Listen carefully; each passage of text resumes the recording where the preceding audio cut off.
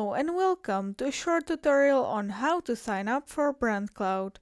Today we'll briefly go over how to get into BrandCloud as a new user and how the set permissions work for users.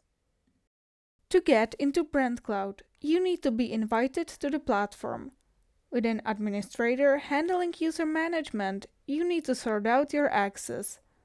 For example, to get into your company's BrandCloud, you need to enter the URL with the name of the BrandCloud into the address bar.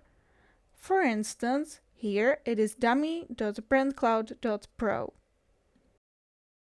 Now let's take a quick look at the account creation process from a user's perspective. The first step is that we get an invitation to the platform in our email. There's an Enter to BrandCloud button, which if we click on will be redirected to BrandCloud to set up our account.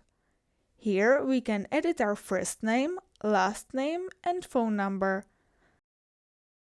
After that, we need to set a password with which we will be logging into the platform.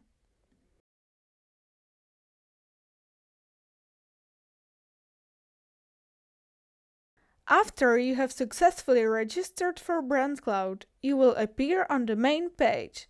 It is important to mention that you will have certain permissions set by the administrator, and according to these permissions, you will only have access and permission to do in certain sections what you are allowed by the settings.